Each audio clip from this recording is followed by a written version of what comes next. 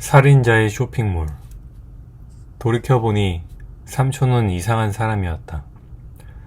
아빠의 말에 따르면 삼촌은 중학생 시절 이미 성인처럼 덩치가 컸다고 했다.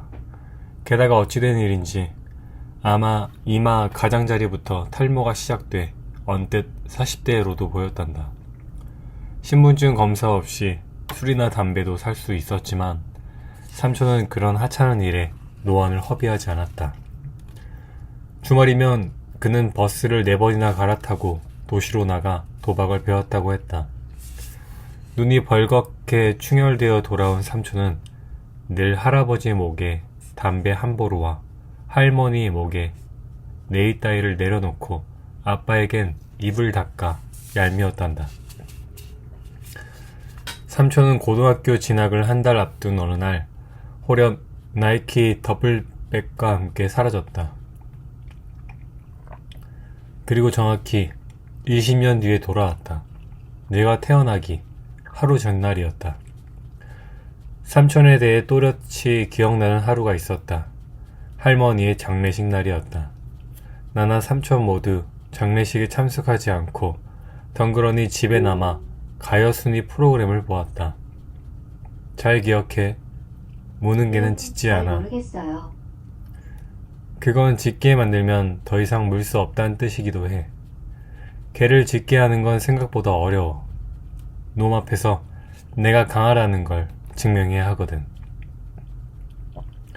삼촌은 수첩에 뭔가를 끼적거리며 내게 말했다. 개랑 싸우지 않으면 되잖아. 삼촌은 정수리까지 말끔하게 벗겨진 머리에 풍성한 턱수염, 크고 성량해 보이는 눈 덕에 사람 좋은 털보 아저씨처럼 보이지만 얇고 꽉 담은 입술에서 이따금 툭툭 터져나오는 말들은 결전을 앞둔 갱단 두목 같았다. 걔는 어디에든 있어. 그러니 싸움을 피할 방법 같은 건 없다는 거야. 물론 네가 생각하는 개의 모습이 아닐 수는 있지. 할머니의 죽음이라는 커다란 검은 개에게 물린 거야. 너는 오늘 아침에 늦잠을 자고 싶어 했지만 방학 소집에 참석해야 할 의무를 지키느라 게으름이라는 개와 싸워 이긴 거고, 너무 어려운 얘기 같겠지만 8살이면 이제 세상을 알 때도 됐어. 삼촌은 수많은 개의 이름을 내게 말해줬다. 식탐, 거짓말, 도둑질, 간지럼, 핑계, 반항심. 나는 담도암으로 병상에 누워있던 그림자처럼 새까맣게 변해버린 할머니를 떠올렸다. 내가 아는 할머니라면 커다란 검은 개와 싸우지 않을 터였다. 개 또한 그런 한 줌도 되지 않는 새카만 노인에게 덤벼들진 않으리라. 하지만 삼촌은 진지했다. 나는 그와 언쟁을 벌일 생각이 없었다. 어른이란 때때로 아이가 비위만 잘 맞추면 선물이나 간식으로 선심을 쓰는데 인식하지 않다는 걸 나는 알고 있었다. 무슨 얘기인지 알겠고 걔 앞에서 강해 보이는 방법이나 가르쳐줘. 나는 리모컨으로 TV를 끄고 삼촌의 두툼한 허벅지를 뱉다. 그의 낡은 리바이스 청바지가 땀으로 축축했다. 절대 눈을 피하면 안 돼. 눈빛으로 말해야 하니까. 나는 내 놈에 대해 다 알고 있다. 너의 부모, 형제, 자매, 애인과 친구, 그들의 부모와 형제, 자매, 애인과 친구까지. 그리고 천천히 거리를 좁혀가는 거야. 삼촌은 정말 걔와 마주 앉은 것처럼 눈을 홉뜨고 주먹을 움켜쥐었다. 그게 다야? 아니지. 그건 시작에 불과해. 눈은 그대로 향한 채 천천히 다가서며 기회를 틈타. 놈이 가장 아끼는 걸 빼앗아야 돼. 가장 아끼는 걸 어떻게 알아내? 잘 관찰하면 알 수 있어. 저 집은 암컷 곁엔 새끼가 있기 마련이고 목줄이 달린 개 옆엔 밥그릇이 놓여있지. 겁 많은 주인을 지키는 개도 있고 볼품없는 장난감이 세상 전부인 개도 있어. 흥미롭지만 쓸모없는 이야기였다. 동네의 개라곤 아빠 트럭을 타고 20분은 나가야 만날 수 있는 미니마트의 토이 푸들 뿐이었다. 게다가 그 녀석은 나만 보면 배를 보이는 순한 개였다. 삼촌은 할머니가 돌아가셨는데 슬프지 않아? 삼촌은 내가 열심히 이야기를 들어준다고 루비의 키친놀이 세트나 생크림 케이크를 선뜻 사줄 어른 아닌 것 같았다. 슬퍼하면 안 돼. 검은개는 그걸 원하니까. 대신 조용히 준비해야지. 놈이 가장 아끼는 걸 빼앗을 준비. 배고프다 나. 삼촌은 어깨를 한번 으쓱해 보이더니 나를 번쩍 들어 옆구리에 끼우고 부엌으로 향했다. 그는 전자레인지에서 냉동 피자가 데워지는 동안 차가운 캔커피를 거푸 2캔이나 마셨다. 우리가 설컹거리는 덜 익은 피자를 사이에 두고 마주 앉았을 때 삼촌의 휴대폰이 진동했다. 네, 맞는데요? 삼촌이 전화를 받으며 의자에서 일어났다. 현관으로 걸어가 슬리퍼를 꿰어 신은 그의 회색 티셔츠 등허리가 땀에 흠뻑 젖어 있었다. 나는 피자에서 페퍼로니만 골라 먹으며 삼촌을 기다렸다. 하지만 그는 돌아오지 않았다. 지금도 그날의 기억이 또렷한 건 빈집에서 사흘이나 삼촌과 부모님을 기다린 탓이었다. 어른들의 휴대폰은 전원이 꺼져 있었고 가장 가까운 이웃도 내 걸음으론 반나절은 걸어가야 닿을 수 있었다. 행여 집을 배운 사이 누군가 돌아올지 모른다는 생각이 나를 붙잡아 맸다. 사흘째 되는 저녁, 정말 누군가가 현관문을 두드렸다. 엄마에게 간절히 바라며 달려나갔지만 구몬 선생님이었다. 지안아, 왜 집에 너 혼자야? 선생님은 내가 묻고 싶은 걸 내게 물었다. 나는 손등으로 눈물을 훔쳐내며 고개를 가로지었다. 그러곤 정말 집에 아무도 없는지 새삼 의심스러워 고개를 돌렸다. 집안 곳곳엔 웅크린 검은 개처럼 어둠이 도사리고 있었다. 혼자 남겨진 사흘 동안 나는 어둠의 품에 안겨 먹고 자고 칭얼거리며 버텨냈다. 내 숨결과 채취가 섞여 있을 검은 개는 두려워하기엔 너무나 익숙한 존재가 되고 말았다. 나는 삼촌의 충고대로 놈에게서 눈을 피하지 않았다. 삼촌은 그로부터 한 달 만에 돌아왔다. 아동 일시보호소로 나를 찾아온 그는 집을 나갈 때와 마찬가지로 회색 티셔츠에 슬리퍼를 신고 있었다. 추석 즈음이었으니 찬바람이 났을 텐데 그는 여전히 땀에 젖어 있었다. 미안, 급한 일이 생겨서 어쩔 수 없었어. 경찰서를 거쳐 아동 일시보호소로 오면서 나는 삼촌이 전화를 받고 사라진 날 우리 부모님이 돌아가셨다는 걸 알게 되었다. 할머니의 장례식장에 오면 안 될 누군가가 찾아왔고 그 때문에 부모님은 말다툼을 벌였다고 했다. 장례식장 옥상에서 엄마를 무참히 살해한 건 아빠, 아빠를 살해한 건 아빠 자신이라고 했다. 치정에 의한 살인과 자살. 내가 그 말을 해석하기까지는 수년의 시간이 필요했다. 어쨌거나 변함없는 건 이제 고아가 되었다는 사실이었다. 나는 삼촌이 수십 장의 서류에 서명을 한 뒤 아동 일시보호소에서 한 달간 생활하며 내 소유가 된 짐을 챙기는 걸 멀찍이 서서 바라봤다. 그럼 나 이제 삼촌이랑 살아야 해? 삼촌은 대답 없이 나를 번쩍 들어 옆구리에 끼고 아빠 트럭의 조수석에 태웠다. 삼촌, 내가 물어보잖아. 나 이제 누구랑 사냐고. 시동을 거는 삼촌에게 불뚝성을 냈다. 그래, 나랑 살아. 어쩔 수 없잖아. 나 빼곤 아무도 없는걸. 그 순간 기다렸다는 듯 가을비가 소면처럼 쏟아졌다. 그동안 삼촌은 어디 있었는데? 트럭이 털털거리며 주차장을 벗어났다. 사업 준비. 무슨 사업인데? 자파상. 자파상이 뭐야? 무엇이든 파는 가게. 사람들이 뭘 원할지 모르니 미리 여러 가지를 준비해야 돼. 물건을 사러 다녔어. 뒷마당에 창고를 지을 생각이야. 와이퍼가 빗물을 밀어내자 차창에 삼촌의 얼굴이 비쳤다. 엄마와 형을 잃은 사람치곤 섬뜩할 만큼 태연해 보였다. 나는 다리를 들어 올려 대시보드를 걷어찼다. 부모님을 잃고 혼자가 된 어린 조카만 남겨두고 사라졌던 사내에게 얹혀 살아야 한다는 게 불안해 견딜 수 없었다. 왜 삼촌만 살아 돌아온 거야? 왜? 내 고함에 삼촌이 갓길에 차를 멈췄다. 그러고는 두툼한 손을 들어 올려 자신의 뺨을 치기 시작했다. 다 삼촌 잘못이다. 철석. 순식간에 뺨이 붉게 달아올랐다. 진짜 미안하다. 철석. 미세혈관이 터지며 거미줄 같은 피멍이 올라왔다. 돌아오는 게 아니었어. 철석. 눈자위가 충혈되고 입술이 터졌다. 철석. 대결이라도 하듯 나는 발을 구르고 삼촌은 자신의 뺨을 후려치다 동시에 동작을 멈췄다. 누군가가 조수적 차창을 두드린 탓이었다. 정지한, 너 왜 학교 안 나왔어? 이사 간 줄 알았잖아. 차창을 두드린 건 같은 학교에 다니는 사진관집 아들 정민이었다. 그의 엄마가 골프 우산을 들고 곁에 서서 내게 눈인사를 건넸다.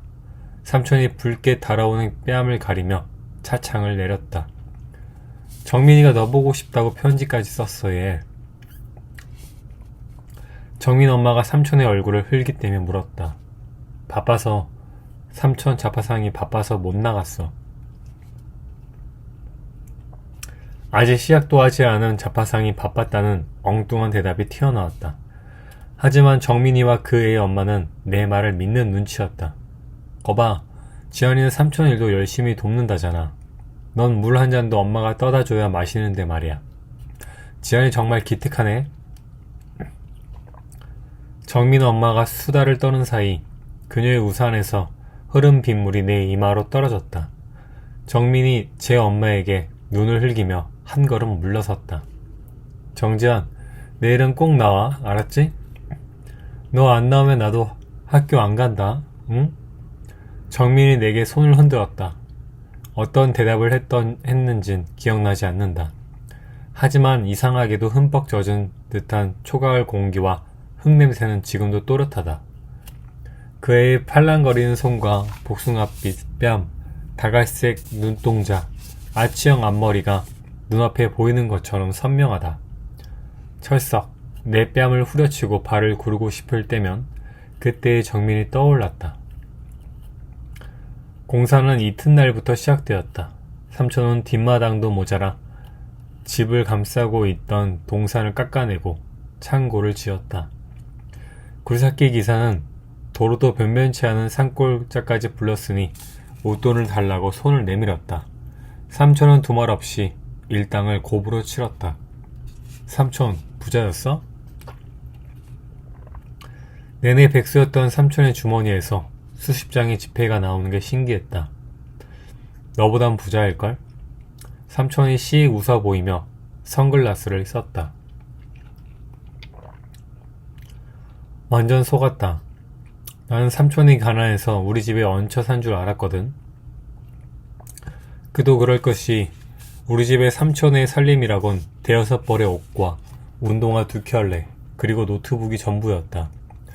실종된 한 달 동안 삼촌은 도박장으로 돌아가 어수룩한 사내들의 주머니를 알겨냈을지도 몰랐다. 아, 그게 말이지.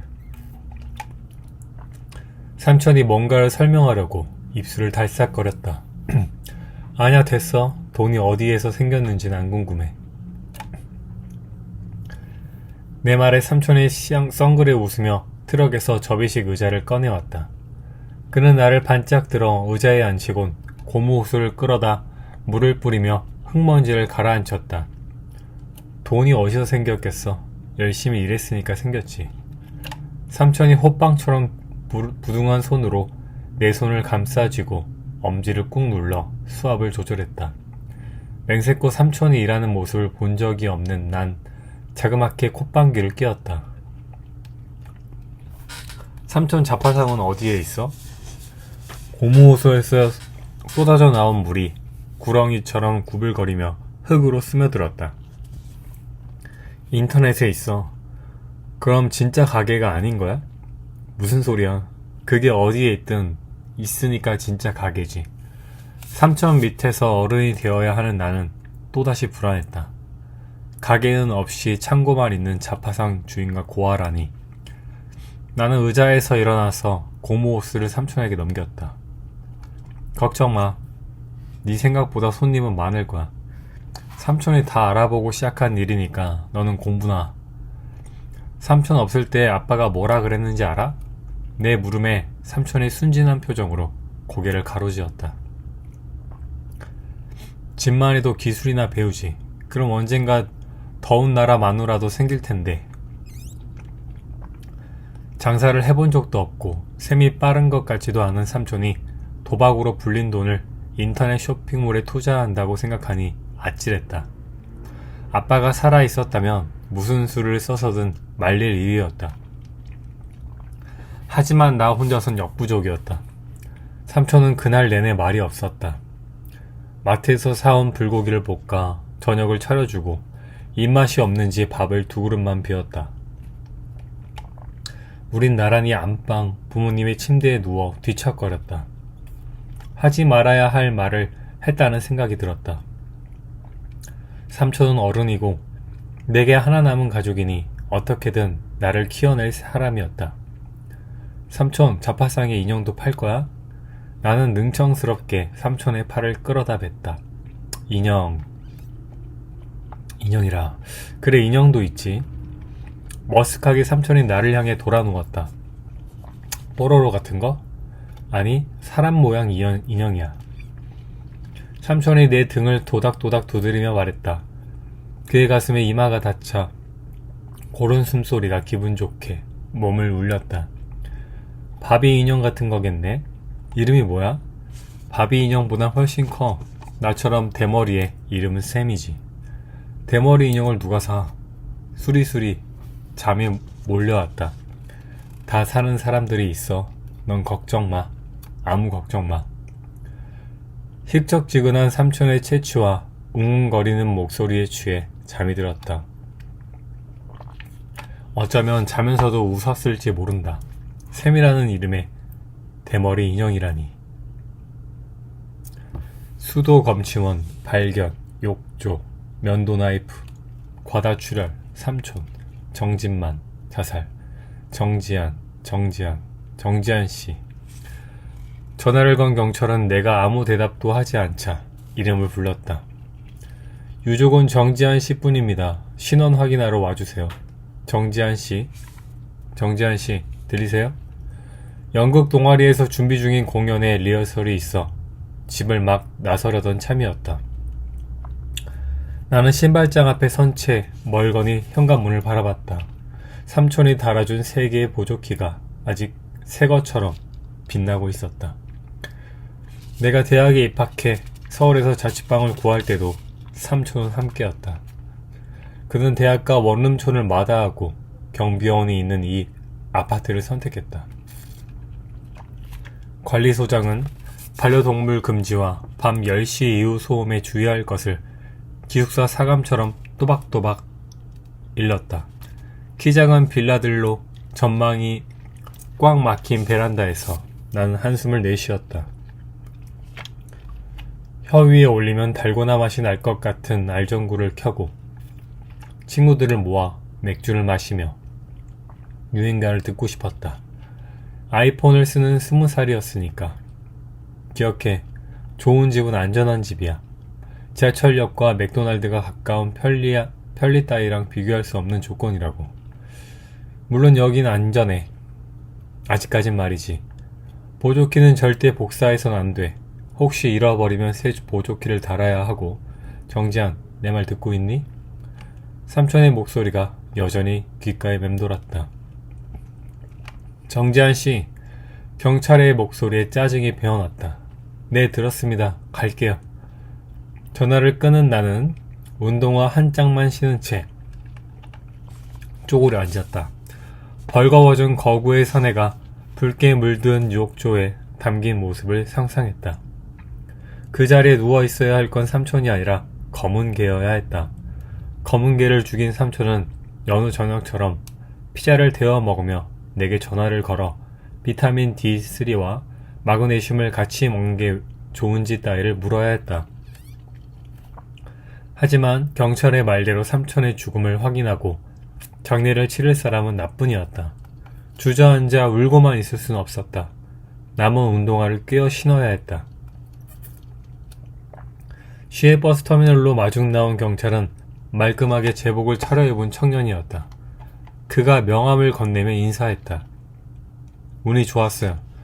욕실에서 나온 오수가 도랑으로 흘러서 수도 검치원 눈에 띄었으니까요. 그렇지 않았다면 워낙 외딴 집이라 발견하기 힘들었겠죠.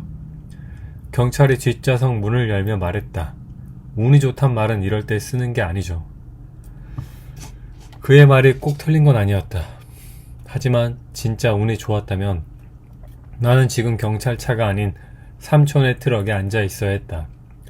머쓱해진 경찰은 운전하는 내내 말이 없었다. 그는 시내 종합병원 안치실로 나를 데려갔다. 여기서 잠시 기다리세요. 안치실 밖 의자를 가리키며 말했다. 경찰은 병원 직원에게 신분증을 보여주고 서류에 서명을 했다. 이윽고 보라색 가운을 입은 직원이 안치실로 들어갔다.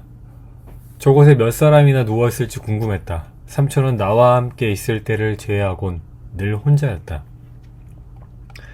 그렇다고 외로워 보이진 않았다. 지나칠 정도로 항상 타인을 경계하고